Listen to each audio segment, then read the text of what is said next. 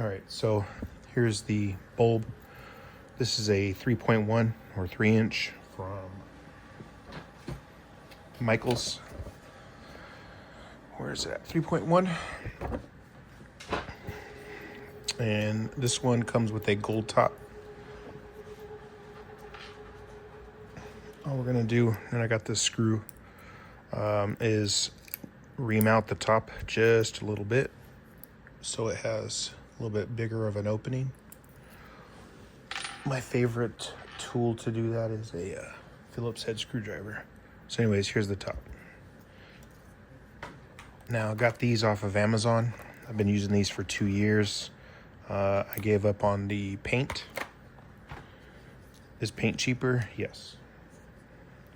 So here's the light. This is the shortest one that I could find at, what is this, 3 inches? And, 3 feet.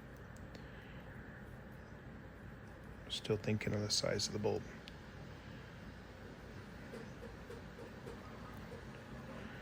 And I'm just gonna open this up. Normally doesn't get tangled, but there it goes. Sorry about that. So I'm just gonna stick this through there, and that's why I rim it out. It's just so the bulb can get through the hole. And once you, Jesus, sorry. Everything that could go wrong. There it goes. Hit the trifecta. So what I'm going to do is I'm going to pull this through, and then I'm going to pull it through where the plastic comes up, and I'm going to just kind of wrap this around. At 3 feet long, it's got plenty of length, and all that does is create a little bit of a stopper. And then I'll pull it back. Now, probably don't need to do this, but I just wrap this around, kind of like in a figure 8 pattern, around the clip. All right, let's see if I can see that. I know it's kind of like a little knot. Pull this in.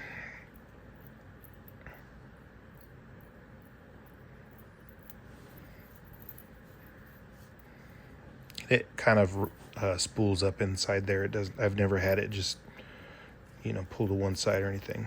Anyway, stick this in there. Put the top on, and you're done.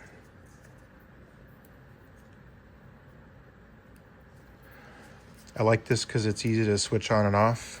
This is kind of bulky and an eyesore, however. But I have sold some of these. That's literally the hanger. You can just put that over a branch on your tree. Now, next step, what I like to do is I'll take ribbon, and I usually cut off 20 to 22 inches. I'm not going to measure this one.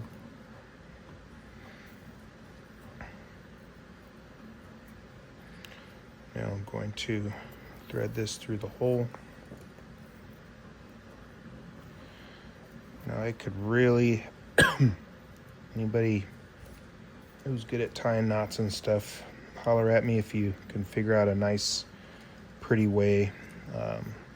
I would love to just tie a bow on this. I think it would look really nice with a bow and still hang on that. But it doesn't hang straight, so. Anyways, quick and easy.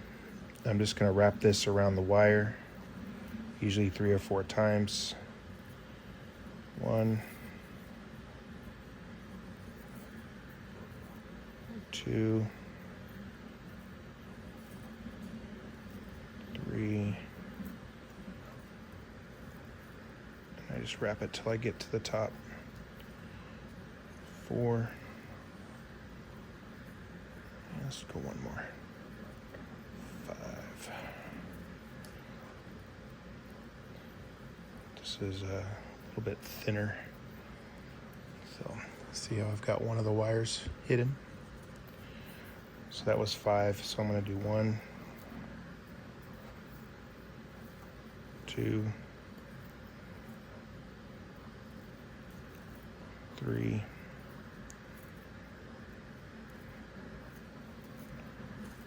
4, and one more, 5.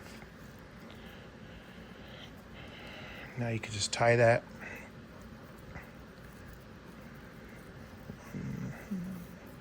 Tie it in a knot. And try and make this knot as small as possible so it's not too chunky. Tie it one more time.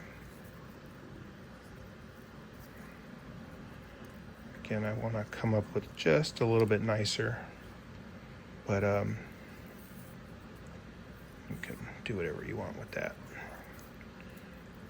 And that's pretty much how it's going to hang on the tree. You can cut that down, you can taper it. I normally don't leave the frays. I'll give that a fresh cut, and then I singe the top with a torch. But that's it. No paint, no drying, no shaking, no thinning, no paint flaking off on the inside, just a little bit there. Now let's talk about cost. This is going to run you about 50 cents more per bulb.